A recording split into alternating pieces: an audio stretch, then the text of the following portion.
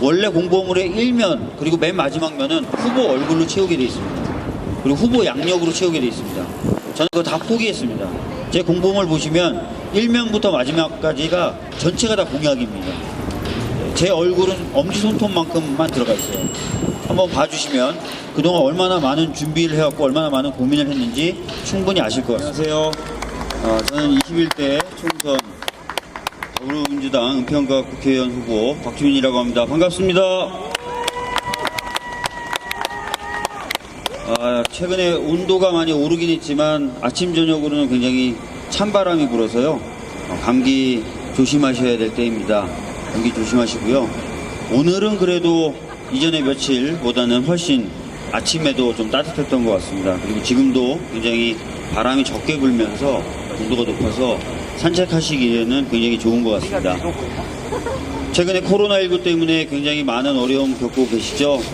저희 정부 그리고 여당에서는 방역 그리고 경제적인 난국을 타개하기 위해서 여러 가지 애를 쓰고 있습니다. 물론 아직 완벽한 성과를 낳지 못하고 있어서 죄송스러운 마음도 있지만 더 많은 노력을 기울여서 하루빨리 코로나19를 종식시키고 여러분들이 일상생활을 다시 찾으실 수 있도록 노력하겠다는 말씀 드리겠습니다. 관련해서 저희가 좀 논쟁이 되지만 말씀드릴 게 정부가 지급할 예정인 긴급재난지원금이라는 것이 있는데요. 정부는 지금 소득 기준으로 봤을 때 하위 70%에게만 주겠다라는 것이 1차적인 방침이었지만 저희 더불어민주당 100% 지급하는 것이 맞다라고 생각을 합니다. 왜냐하면 최근에 발생한 이 경제적 어려움은 과거의 경제적 위기하고는 완전히 다른 이유에서 그리고 다른 양상으로 진행되고 있기 때문입니다. 아시다시피 우리가 겪었던 IMF 위기의 경우에는 환율 시장이 급격히 자유화되면서 발생했던 환율 교란이었습니다. 그래서 외환 보유고를 보충하는 방식으로 해결할 수 있었고 2008년도에 겪었던 세계 금융위기는 금융 시스템에 혼란이 생겼기 때문에 금융기관을 안정화시키는 방법으로 위기를 벗어날 수 있었습니다. 그러나 최근 겪고 있는 이 경제적 위기는 전 세계가 공통적으로 겪고 있을 뿐만 아니라 소비가 급격하게 사라지면서 발생하는 경제 위기입니다. 그래서 소비를 진작시킬 수 있는 방법을 찾아야 되고 그것이 바로 위기 해법이 됩니다. 소비를 진작시킨다는 명목 하에서는 굳이 소득 하위 70%에 국한해서 지원금을 드릴 필요는 없다라는 생각이 들고요. 두 번째는 소득 하위 70%를 선별해내는 데 들어가는 시간 그리고 비용이 많이 듭니다. 굉장히 빨리 재정이 집행되는 것이 필요한데 이런 논쟁으로 저희들이 시간을 보낼 수 없기 때문에 100% 일단 지급을 하고 그 이후에 발생하는 여러 가지 문제들이 있다면 그것은 차후에 보정해 나가는 방식으로 하는 것이 맞다라고 생각을 했기 때문에 100% 지원하는 것이 맞다라고 주장하고 있습니다. 마침 미래통합당도 여러분 잘 아시겠지만 3월 말까지만 해도 미래통합당은 국민재난지원금 방식의 현금 지급이라든지 상품권 지급이라든지 이런 거에 대해서 전면적으로 반대를 했었습니다. 그런데 4월 들어가면서 입장을 바꿔서 지금 지급을 해야 된다라는 쪽으로 입장을 바꿨기 때문에 이번에 선거가 끝나고 나서 국회가 열리면 여야 할 것 없이 순조롭게 이야기가 진행될 것이라고 생각됩니다. 여러분들 그래서 그런 거 참고하셔서 조금 기다려 주셨으면 좋겠습니다. 제가 오늘 불광천변에 나왔으니까요. 불광천과 관련된 그리고 이 부분과 관련된 공약 좀 말씀을 드리고 그 다음에 제가 의정 활동 관련돼서 갖고 있는 고민 한 가지 말씀드리고 자리를 좀 떠나도록 하겠습니다. 여러분 불광천 굉장히 좋지요? 네, 저도 불광천 굉장히 좋아해서 제 딸하고 또 제 짝꿍하고 자주 나옵니다. 자주 나와서 산책도 하고 하는데요. 한 가지 아쉬운 점이 있다면 다른 여러 가지 아쉬운 점이 있지만 대표적으로 아쉬운 점이 있다면 가끔 물에서 냄새가 나고 또 벌레가 자주 끼는 그런 단점이 좀 있습니다. 그 부분에 대해서 저희들은 이미 작년부터 작업을 해왔습니다. 수질 개선이 필요하다라는 취지로 작년부터 노력을 해와서 올해 3억의 예산을 편성해서 올해 초부터 수질 개선 방안에 대한 용역을 진행하고 있습니다, 이미. 그래서 올해 중에 그 용역 결과가 나올 텐데요. 그 용역 결과가 나오면 그 결과에 따른 수질 개선 방안을 집행하자라고 서울시장 그리고 은평구청장과 이미 얘기를 나눈 바가 있습니다.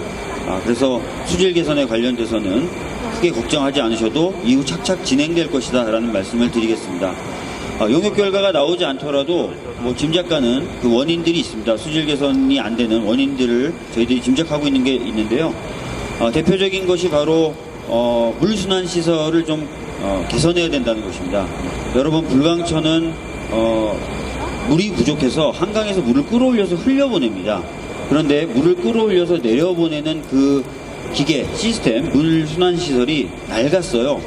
그래서 2만 톤 정도를 끌어올려야 되는데 한 6천 톤에서 5천 톤 정도만 끌어올려서 흘려보내고 있는 상황입니다. 그러다 보니까 필요한 수량의 한 3분의 1, 4분의 1만 흘러내리게 되잖아요. 그래서 유속이 떨어지다 보니까 물이 고이고 썩고 벌레가 생기는 현상이 발생합니다. 그래서 물순환 시설을 개선해서 보다 많은 양의 물을 흘려보내는 방법을 하나 고민하고 있고요. 두 번째는 가끔 생활 오수가 비가 많이 오거나 그러면 섞입니다.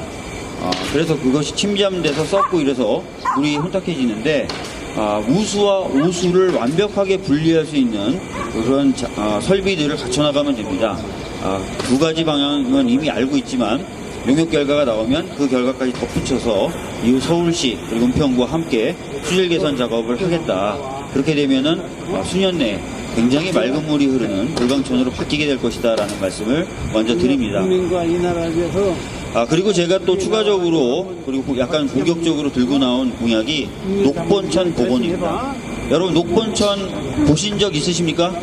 아니요. 아마 거의 없으실 겁니다. 40년쯤 전에 도로로 덮였습니다. 그래서 지금은 도로로 사용되고 있는데요. 그 녹본천, 도로로 덮인 녹본천 구간 중에 응암역에서 역촌역 사이 약 1km 정도를 천으로 복원하자는 공약을 제가 들고 나왔습니다. 사실 지금 거기는 6차선 도로인데요. 이 도로 밑에는 아직도 지금 천이 흐르고 있는 겁니다. 수량은 적지만 천이 흐르고 있는데 이것을 복원해서 굉장히 맑고 깨끗한 물이 흐르고 또 아기자기하게 문화와 체육시설도 넣고 또 쉴 수 있는 공간도 넣겠다 이것입니다. 그래서 지역 구민들에게 자연 생태계가 복원된 녹본천을 돌려드리면서 동시에 문화적인 삶을 향유할 수 있고 또 운동도 하실 수 있고 그런 공간을 돌려드리겠다라는 것입니다. 제가 녹본천 복원을 말씀드리니까 많은 지역 주민들이 찬성을 해주셨습니다. 좋다, 좋은 공약이다 라고 말씀을 해주셨는데 일부 지역 구민들께서는 약간 걱정도 말씀해 주셨습니다. 그 걱정 중에 가장 큰 것이 바로 교통소통이 오히려 어려워지는 것 아니냐라는 것이었습니다. 그런데 실제 그렇지 않습니다. 지금도 제가 말씀드렸던 응암역과 역촌역 사이 구간은 6차선 도로임에도 불구하고 도로를 통과하는 교통량이 그렇게 많지 않습니다. 그래서 심지어 어떤 분이 저한테 말씀해 주시는데 본인이 40년째 그 길가에서 살고 있는데 단 한 번도 길이 막히는 걸 본 적이 없다라고 얘기하실 정도입니다. 그리고 역촌역과 응암역을 연결하는 우회도로가 이미 마련되어 있습니다. 그래서 서울시도 1차 조사를 해봤더니 교통소통이 어려워질 우려는 거의 없다라는 것이 서울시의 1차 조사 결과입니다. 그리고 제가 말씀드렸던 그 부분을 천으로 복원한다고 해서 도로 전체를 천으로 바꾸겠다는 것이 아닙니다. 가운데 부분을 천으로 복원하면서 양옆으로 쌍방향 통행이 가능한 도로들을 잔존시키겠다는 것이고요. 그렇게 잔존시킨 도로 바깥쪽에는 주정차를 할 수 있는 주차 라인을 긋겠다는 것입니다. 그러면 불법적으로 주차나 정차를 했던 차량들이 깔끔하게 주차와 정차를 하면서 오히려 도로소통에 좋은 작용을 하게 된다는 것입니다. 3년 전쯤에 복원을 해서 전국적으로 좋은 평가를 받고 있는 천이 있는데요. 바로 부천의 심곡천입니다. 한번 가보시면 놀랄 텐데요. 그 심곡천에 제가 실제로 가서 지역 주민과 인터뷰를 해보니까 복원하기 전보다 복원한 후가 훨씬 더 교통소통이 원활해졌다고 합니다. 그래서 제가 왜 그러냐 그랬더니 방금 말씀드린 대로 복원한 천 양옆에 도로를 잘 정비했고 그 다음에 주차 문제를 해결할 수 있는 주차 타워를 만들어서 주차 문제를 완전히 해결했다. 그래서 도로 소통이 훨씬 더 좋아졌다라고 얘기하고 있습니다. 저희도 그렇게 복원을 하겠다는 것입니다. 그리고 어떤 분들은 천이 복원이 되면 천의 좌우 양편에 사시는 분들이 서로 왕래하기가 어려워지는 것 아니냐 이런 걱정을 하시는데요. 제가 말씀드린 응암역과 역촌역 사이 도로를 한번 가보십시오. 거기 아무 데서나 무단횡단 하시지 않습니다. 400m 정도 간격으로 횡단보도가 설치되어 있고요. 그 횡단보도를 통해서 좌우 왕래를 하십니다. 그래서 녹본천을 복원하더라도 300m 또는 400m 간격으로 차량과 사람이 왕래를 할 수 있는 교량을 이 불광천처럼 만들겠다는 겁니다. 그러면 사람도 왕래할 수 있고 차량도 왕래할 수 있어서 이전보다 훨씬 더 왕래하기가 더 편해진다라는 것입니다. 그리고 그 교량을 이용해서 좌회전, 우회전, 유턴도 할 수 있어서 교통소통은 더 원활해질 것이다. 이렇게 말씀드리겠습니다. 또 어떤 분들은 녹본천을 만들면 그 녹본천을 유지 운영하는데 막대한 비용이 들지 않겠느냐라고 걱정하시는 분이 계십니다. 여러분, 아까도 제가 말씀드렸지만 불광천 물이 부족해서 물 끌어올려서 흘려보낸다고 제가 말씀드렸죠. 1년 내내 물을 끌어올려서 흘려보냈는데 돈이 얼마나 들 것 같습니까? 돈 3천만 원 듭니다. 그런데 불광천까지 끌어올렸던 물을 그 위로 약 한 1km만 수평인 상태에서 1km 더 끌어올리는 거기 때문에 거의 추가 비용이 들지 않는다는 겁니다. 그래서 유지 운영비를 더 들이지 않고 많이 들이지 않고도 녹본천을 아주 맑고 깨끗하게 운영할 수 있다. 그 부분은 걱정하지 않으셔도 된다. 많이 알아봤죠? 네, 그렇게 이제 좀 이해해 주시면 될 것 같고요.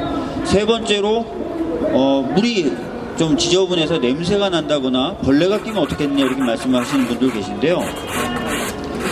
불광천의 경우에 아까 말씀드렸던 대로 유량이 부족하다는 거하고 생활호수가 자꾸 섞여 들어간다고 말씀드렸어요. 수질이 나쁜 이유가 그런 부분을 완벽하게 해소해서 처음부터 복원을 하면, 즉 오수가 흘러 들어가지 못하도록 배관 작업을 잘해서 복원을 애초부터 하면 절대 물이 지저분해질 리가 없습니다. 여러분, 제가 아까 말씀드렸던 부천의 신곡천 한번 가보시면 깜짝 놀라는 게 뭐냐면 물이 엄청 맑고 깨끗해서 마치 계곡에 들어온 것 같습니다. 그리고 날이 따뜻해지면 아이들이 들어가서 물속에 들어가서 놉니다. 여러분 아시다시피 우리 은평구는요, 아이들이 물놀이할 공간이 부족하다라는 얘기들이 많았어요. 그런데 정말 물이 깨끗해서 아이들이 날이 따뜻해지면 물장구 치고 발 담그고 놀 수 있는 공간이 생긴다. 굉장히 좋지 않겠습니까? 바로 그런 공간으로 복원을 하겠다라는 것이고 충분히 가능하다는 겁니다. 이미 기술과 경험이 충분히 축적돼 있고 부천의 신곡천 그것을 능가하게 복원할 수도 있다라는 말씀을 드리겠습니다. 제가 왜 녹본천 복원을 갑자기 이렇게 세게 들고 나왔느냐, 이 부분도 좀 설명을 드려야 될 것 같습니다. 여러분 잘 아시겠지만 지금 녹본역과 불광역 사이에 옛 복원원 자리, 지금 혁신파크라고 불리는 자리 다 아시죠? 거기에 서울 시립대 들어오는 곳으로 확정됐지 않습니까? 학생 1700에 교직원 300명 2000명입니다. 그 다음에 서울연구원 들어오는 거 확정됐습니다. 그 다음에 500명 이상이 모여서 행사할 수 있는 컨벤션 시설 들어오는 거 확정됐습니다.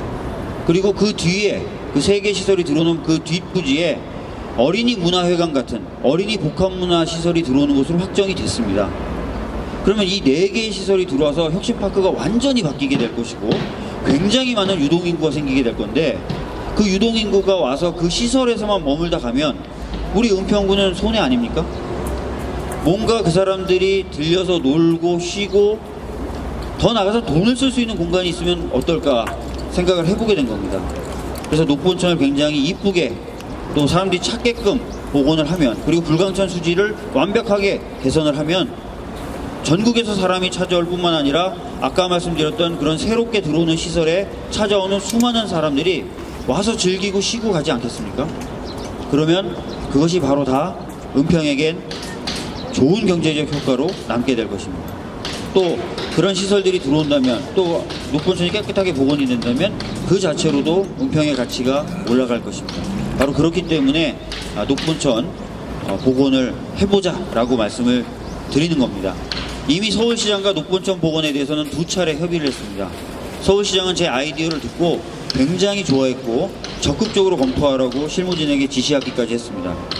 그래서 여러분들의 뜻과 의지를 모을 수만 있다면, 또 모아주신다면 생각보다 빨리 녹본천 복원도 진행할 수 있고 불광천 수질 개선도 진행할 수 있다는 말씀 드리겠습니다. 이 부분 관련된 공약 하나 더 말씀드리겠습니다.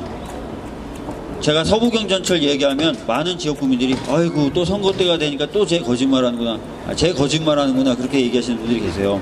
저도 답답합니다. 그런 말씀 들으면 제가 이곳에 온 지 이제 4년이 다 돼가는데요. 제가 왔을 때 저한테 주셨던 숙제를 거의 대부분 저는 해결했습니다. 뭐 은평 세무서 만들라고 말씀하셔서 세무서 만들었고요.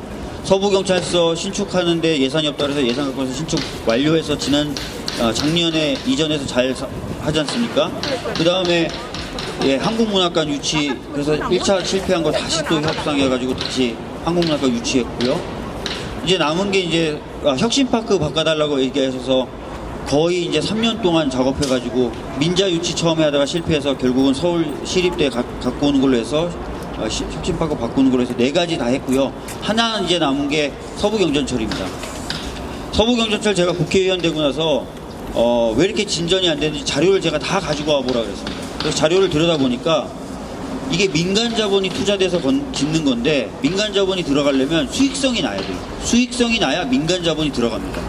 근데 수익성을 판단하는 조사 자체가 굉장히 엉망으로 진행되고 있더라고요. 뭐가 제일 엉망이었냐면 철도가 만들어지면 그게 수익성이 나려면 많은 사람이 이용한다는 전제가 성립돼야 되지 않습니까? 그런데 옛날 인구 기준으로 그 시뮬레이션을 돌리고 있는 거예요. 옛날 인구 기준으로 아무리 돌려봤자 뭐합니까? 수익성이 납니까 안 납니까? 그래서 서울시하고 편먹고 거의 2년 가까운 시간 싸웠습니다. 그래서 2018년 6월 기준으로 인구 데이터를 바꾸도록 했습니다. 대폭 인구가 늘죠.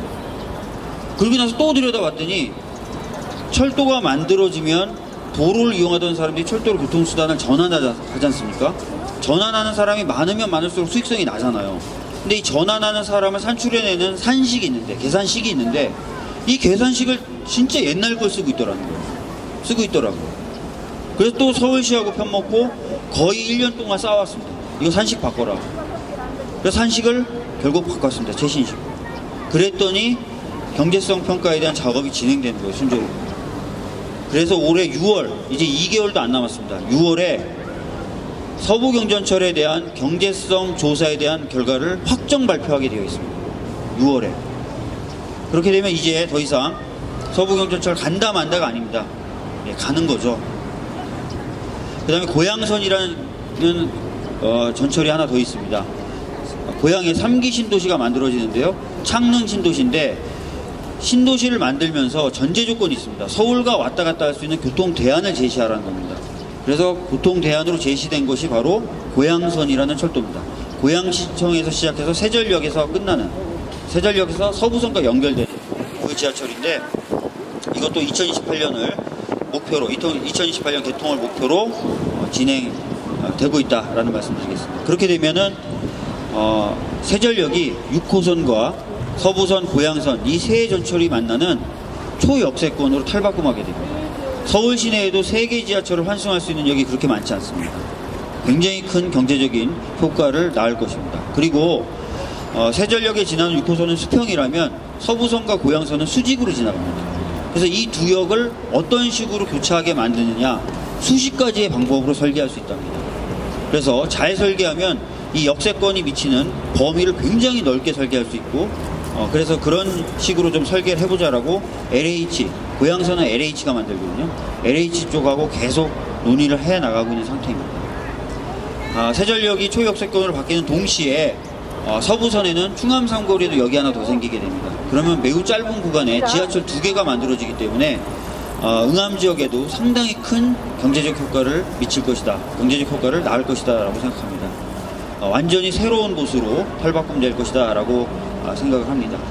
그래서 큰 거 공약 3가지만 좀 말씀드렸습니다. 불광천, 녹본천, 그 다음에 혁신파크에 새로운 시설들이 들어오는 것, 그리고 세전역 초역세권화 3가지 공약을 말씀드렸습니다. 물론 그 이외에도 굉장히 많은 공약들을 준비했고, 그래서 저희 공보물을 보셨을지 모르겠는데 원래 공보물의 1면 그리고 맨 마지막 면은 후보 얼굴로 채우게 되어 있습니다. 그리고 후보 양력으로 채우게 되어 있습니다. 저는 그거 다 포기했습니다. 제 공보물 보시면 1면부터 마지막까지가 전체가 다 공약입니다. 제 얼굴은 엄지손톱만큼만 들어가 있어요.